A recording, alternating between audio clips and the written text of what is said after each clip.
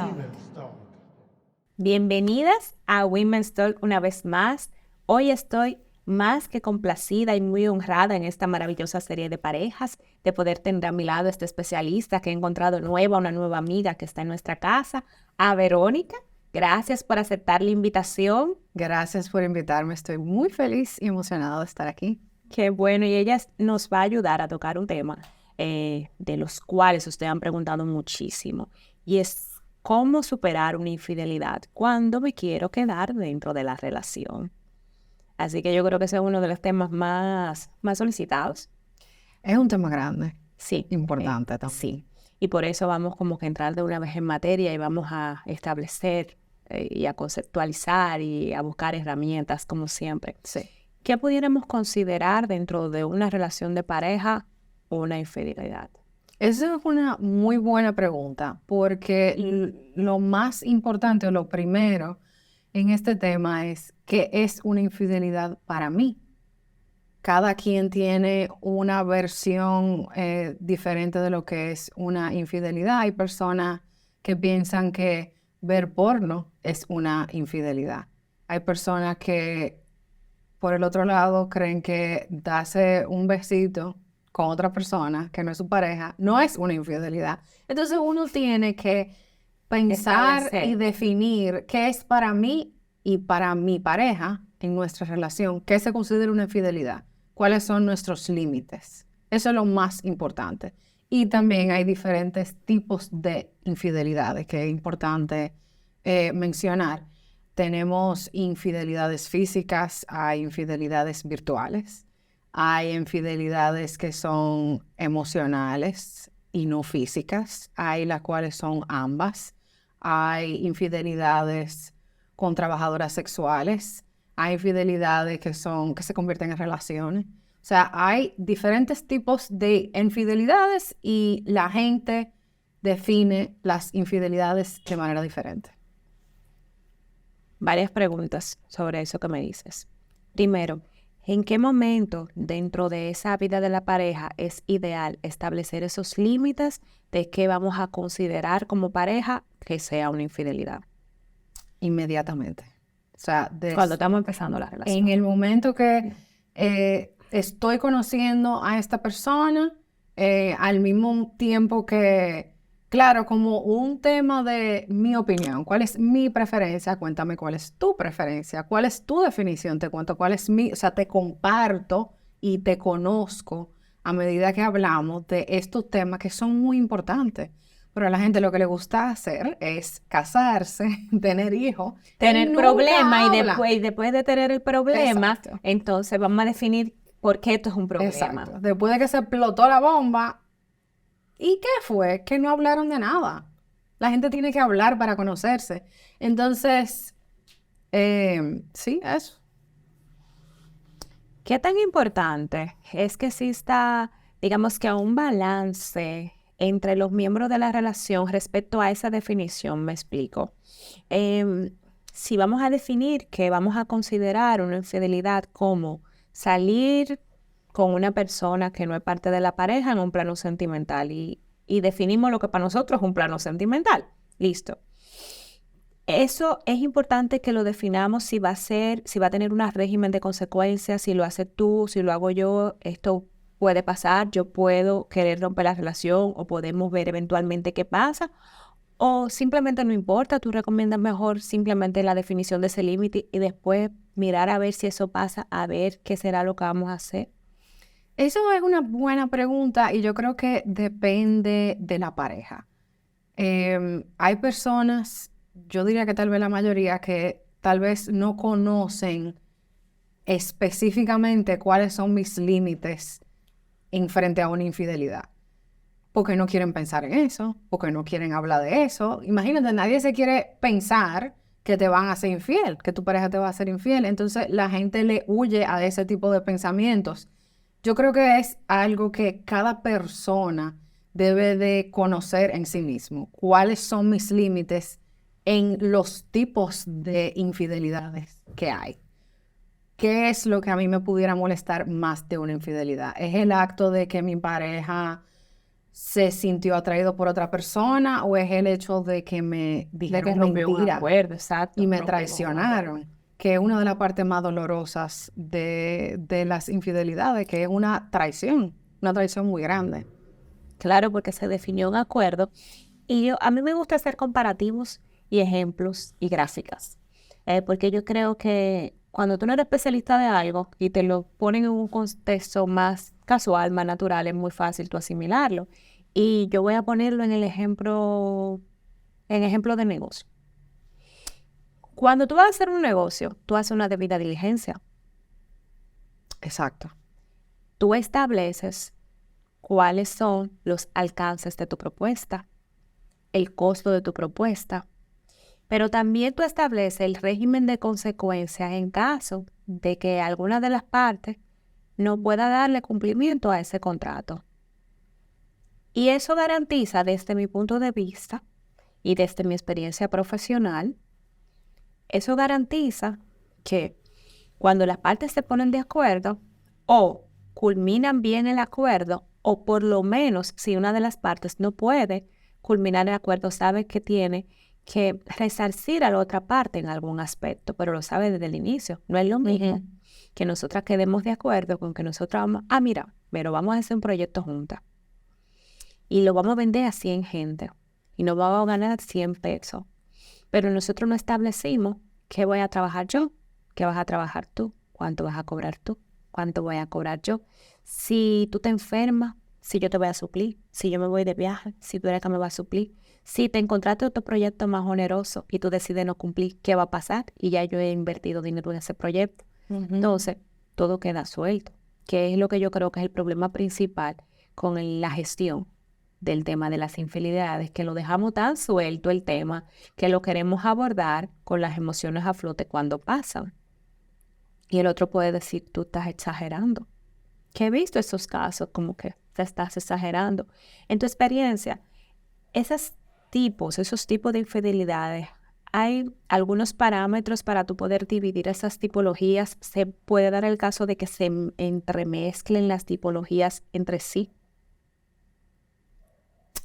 ¿Tú me puedes repetir la pregunta? Sí, por supuesto. Por ejemplo, tú hablaste de un tema muy puntual que a mí me llamó la atención. Tú dijiste una trabajadora sexual. Yo sé porque he escuchado personas que consideran que si salieron con una trabajadora sexual, no fueron infieles. Exacto. Sí, y por eso esa es la importancia de definir qué es para mí una infidelidad. Porque es un tema del tipo de persona que uno es. No hay una definición. Y por eso es tan difícil hacer estudios de qué cantidad de gente es infiel, porque todo el mundo tiene una definición diferente. Y por eso es tan difícil saber qué porcentaje de una población es infiel o no. Entonces, para responder tu pregunta, yo creo que es un tema de cada pareja. Yo creo que es un tema de cada persona. Y me recuerda mucho a, por ejemplo, las mujeres que conocen a un hombre y saben desde antes de salir con ese hombre que el hombre le gusta pegar cuernos. Y ya cogen y salen con el hombre, ¿verdad? O peor, lo conocen en esa condición. Exacto. Lo O sea, lo conocen casado, y no. salen con el hombre casado, Ujú. pero después a mí él no me puede hacer eso. Entonces también es un tema de que la gente abra los ojos y tenga la capacidad porque no es necesariamente con el otro. O sea, yo no le tengo que contar a las otras personas cuál es mi definición de infidelidad. Es lo importante cuando yo tengo una pareja, pero primero es importante para mí. Yo tengo que saber cuál es ese límite conmigo, primero, antes de entrar en una relación. Como no se habla y cosas pasan. Si eso pasa, pero a pesar del dolor y todo el proceso, la decisión de la pareja es permanecer unida. Respecto a eso, ¿cuál es el camino más sano que tú recomiendas que se transite? ¿Cómo pudiéramos, digamos, que reparar esa confianza que se ha lacerado? ¿Cuáles serían esos pasos que tú les recomendarías? Lo primero y más importante es que la persona que comete la traición sea honesto, sea abierto y admita que cometió un error, básicamente. O sea, lo primero es que esa persona admita que metió la pata. Y lo segundo es crear un espacio donde ambas personas puedan trabajar esa infidelidad como si fuera un obstáculo en la relación, como si fuera terminando un capítulo de la relación y empezando otro. O sea, una infidelidad te deja dicho que pasa algo en la relación. Y lo que eso quiere decir es que la persona que comete la infidelidad está buscando sentir algo que no encuentra en su vida actual. ¿Por qué? Diferentes razones. Yo creo que muy común es deseo sentirme como me sentía cuando estaba en mis 20s, cuando era joven, era soltero, tenía menos responsabilidades. Entonces, buscan relaciones extramaritales para volver a recuperar una parte de sí mismos. Ese que te dije es un ejemplo, pero hay miles de ejemplos más. Entonces se produce una especie de ruptura y es como un camino nuevo. Pero esa persona que está herida, los dos realmente están en dos posiciones difíciles. Y pudiéramos decir en cierto aspecto que ambos están en posiciones vulnerables. Entonces, ¿qué actitudes debería de facilitar la persona a la cual le fueron infiel en función de que ha decidido quedarse y quiere que esa relación pues se enmiende y recuperar ese nivel de confianza que tenían antes? Te lo digo porque debe ser bien difícil que en un momento donde tú te estás sintiendo herido o herida, entonces también resulta que tú tengas que como que facilitarle las cosas al otro para que la relación pueda enmendarse. Entonces, ¿qué tú les recomiendas en tus terapias a personas que están pasando por ese proceso? Para las personas que han sido engañadas, una cosa muy importante que siento que no es suficientemente mencionada es, tú sabes, esas preguntas que cuando una persona se entera que le han sido infieles, uno quiere saber cuándo, dónde, cuántas veces, con quién, cómo. Ese tipo de preguntas no nos ayudan para nada. Entonces, esas preguntas que son más de detalles de la traición, Del hecho. exacto, del hecho, esas preguntas no son las adecuadas. Las preguntas importantes son las cuales ayudan a la pareja a explorar cuál era el status quo que existía antes de esta infidelidad y qué de eso no estaba funcionando. Porque evidentemente pasó algo en esa relación. O sea, había algo que faltaba, que hay que subir el volumen o hay algo que hay que bajar el volumen. Entonces hay que explorar y eso solamente se explora hablando, que es el problema mayor que lo que la gente no quiere hacer. La gente no le gusta hablar y menos de cosas Incómodas, son conversaciones incómodas. Y algo que pasa mucho también es que la persona que comete la infidelidad naturalmente se siente avergonzada, se siente expuesta, entendiblemente se siente de esa manera, pero esos sentimientos muchas veces hacen que esa persona se esconda y se retraiga y no hable. Y eso solamente hace aún más daño, porque entonces la persona que ha sido engañada siente que su pareja la está abandonando. O sea, aparte de que me traicionaron, también me están abandonando porque fue a mí que me traicionaron. ¿Dónde tú estás? Entonces la persona que traicionó tiene que ponerse los pantalones de niño grande o de niña grande y ser como el guardián de esos límites y de esas conversaciones. Y tener mucha paciencia con la persona que ha sido engañada, porque también va a tener un proceso de duelo, porque eso es un proceso de duelo. Y la persona que ha cometido la traición tiene que tener mucha paciencia. Y yo diría que si la pareja lo maneja de tal manera, puede convertirse en como una nueva relación dentro de la misma relación, un nuevo comienzo, donde ahora que estamos más despiertos Más al hecho conscientes. de que pueden haber problemas en la relación, hay problemas, ¿cuáles son los problemas? Eso nos hace pedir más para ambas personas. ¿Qué tú querías que no estabas pidiendo que tal vez nos llevó a donde estamos ahora? ¿Qué yo estaba callando? ¿Qué yo sentía que no quería compartir? Entonces se crea una nueva relación. Cuando se da ese triángulo amoroso, digamos que sea que la persona lo dice o que se descubre por cualquier otra vía, siempre aparece, como bien dices, esa sombra de esa persona que está, pues ese otro, que no era parte de la relación y ahora ya es parte de la relación. Para ese proceso de sanación, ¿cómo manejarse frente a esa tercera parte? Porque he visto casos donde quieren involucrar a ese tercero porque se entiende que ya en cierta forma está involucrado. Se le hacen reclamaciones o se le pone en contexto de cosas. ¿Cómo manejarse respecto a eso? Y luego que me puedas explorar esa pregunta, imaginémonos que es muy común que sea el hombre que haya sido infiel en un caso como ese.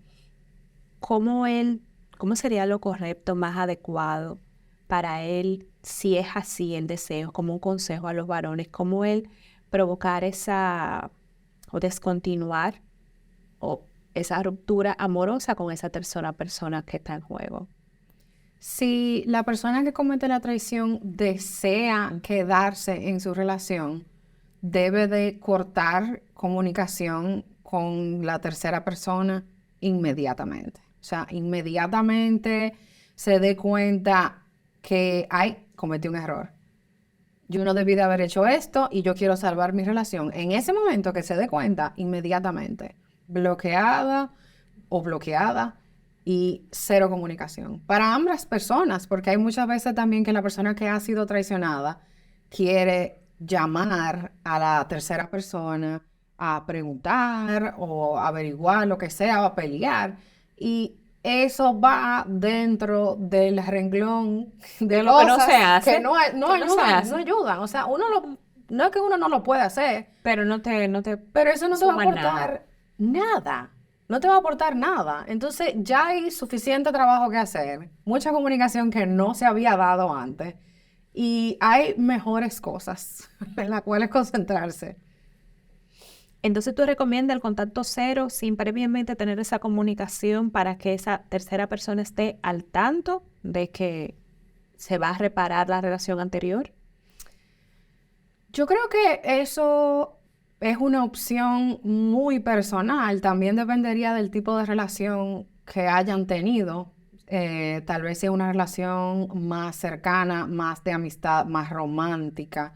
Existe un deseo de tener una conversación para cortar esa relación, pero la verdad que yo opino que al momento que tú decides yo me quiero quedar con mi pareja, la segunda relación no debe de ser de prioridad para nada.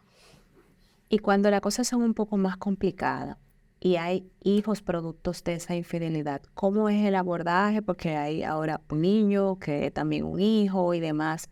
¿Cómo se pudiera abordar una situación como esa para los dos? Esos son casos tristemente demasiado comunes en este país y para la persona, para la mujer, eh, creo que debe de reflexionar mucho y decidir, ¿yo puedo vivir en una relación con esto o no? Eso es lo primero. Yo creo que Tal vez lo más difícil, porque no solamente existió una traición, sino que ahora hay un ser humano que como que representa esa traición. Entonces es un tema muy difícil. No es imposible eh, tener una familia en ese caso. No es imposible continuar un matrimonio en ese caso. Em, pero yo creo que esas familias son las que más comunicación deben de tener. O sea, mientras más complejo es el asunto, más comunicación necesitamos. ¿Cómo reparar la confianza post el evento traumático? Porque entonces está el tema de que sí, de que ya se terminó la relación, de que vamos a enmendar, de que ya conversamos, de que ya vamos a hacer todas esas cosas que nosotros no estábamos haciendo y supliendo todas esas necesidades. Pero ahora yo no confío en ti. Ujú. Ahora cuando tú me dices que el viernes tú te vas a quedar a trabajar, ya yo digo, vuelve de nuevo. Entonces, ¿cómo yo puedo afrontar eso? Porque es una duda entendible, pero Ujú. también es entendible que el otro diga, bueno, si decidiste perdonarme, también tienes que darme la oportunidad de hacer las cosas de una forma diferente. Entonces, ¿cómo manejar eso tan difícil? Sí, hay dos cosas muy importantes en esa pregunta y una es que al momento que yo decido perdonar una infidelidad y que yo decido si yo me quiero quedar en esa relación y si yo quiero trabajar en esta relación, hay una parte de esa traición que, tal vez la parte física de esa traición que debe quedarse en el pasado. O sea, yo no puedo seguir trayendo ese castigo a mi presente si yo decidí seguir con mi vida. Entonces, por eso es tan importante la decisión de, ¿voy a perdonar a esta persona? ¿De verdad? ¿O no? Y lo segundo es cómo recuperar la confianza en tu pareja. Eh, yo creo que es más importante que eso, tal vez antes de uno preguntarse eso, lo primero es preguntarse, ¿yo puedo confiar en mí misma? Yo puedo confiar en mí misma de que si esta persona vuelve a herirme, yo voy a saber cómo manejar la situación. Yo voy a saber cómo cuidarme a mí misma si esta persona sigue tratando de herirme. O también puede ser lo inverso. Yo confío en mí misma de seguir en esta relación, seguir luchando por esta relación y de hacer el trabajo que es necesario para que esto sea una relación saludable. Esa es una pregunta más importante antes de yo puedo confiar en esta persona, porque uno confía en el otro, en la capacidad que uno confía en sí mismo. Una pregunta importante. En medio de todo eso, ¿cómo la persona que ha sido lastimada recupera la confianza en sí y cómo cuida de sí? Porque pudiera darse caso que su autoestima quede lacerada. Porque puede Sí. comenzar a cuestionarse qué cosas que no pasaron o no se hicieron es porque otra persona es mejor, porque otra persona tiene esto, porque otra persona hace esto, porque él usa de una forma X. Entonces, ¿cómo es ese proceso de sanación y de cómo hacer las paces contigo si tú estás atravesando ese momento? Esa es una buena oportunidad de restablecer límites en todos los sentidos, tanto como en la pareja, tanto como en la convivencia, como conmigo misma. He dejado de hacer cosas que me hacen feliz por la relación. He olvidado cosas que me hacían feliz por ponerle atención a la relación o al día a día simplemente. Y volver a esa esencia de uno mismo, como reencontrarse o reescribir el guión de tu vida. ¿Quién yo quiero ser ahora? Eso es una oportunidad para salir de nuevo, como el ave fénix, y crear algo a partir de ahora. Si tenemos hijos en casa, ¿cómo debería ser un mejor abordaje, un abordaje más sano? ¿Deberían los niños ser partícipes de lo que está pasando? ¿Debería eso tratarse a puertas cerradas? ¿Cómo hacemos esto?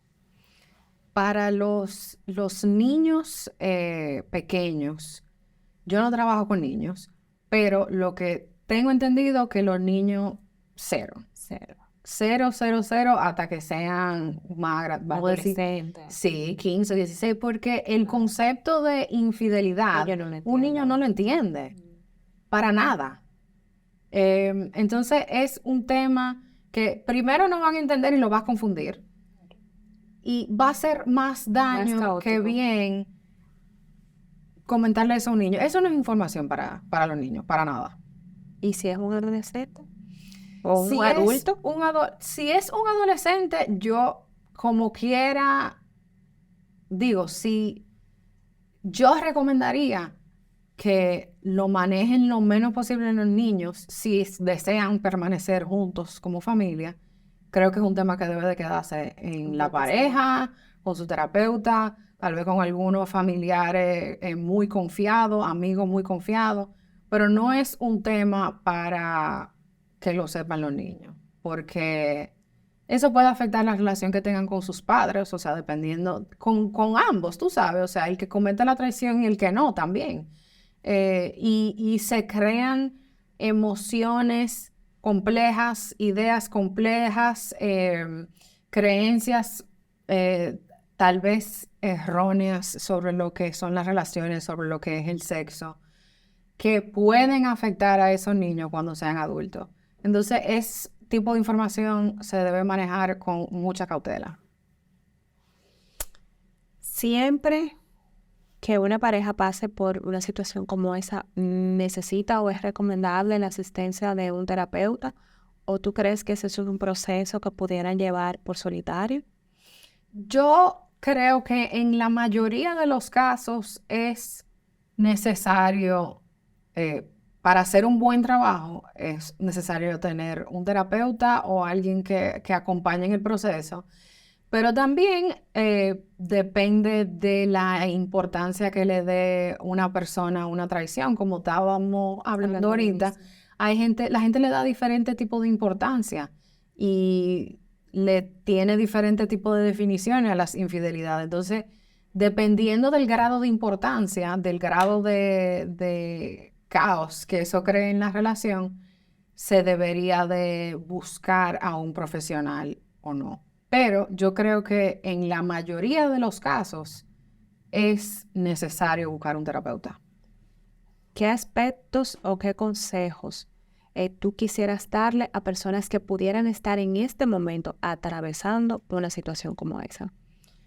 Para la persona que ha sido traicionada, le digo que tome su tiempo, que ahora te toca a ti poner límites donde tú sientas que deben de estar.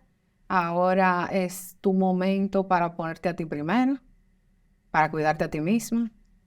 Y a partir de ahí arrancamos. Pero lo primero es tu relación contigo misma, cómo tú te sientes contigo misma y cómo tú te sientes en tu cuerpo. Porque cuando tú no te sientes segura y estable en tu propio cuerpo, todo lo demás se daña.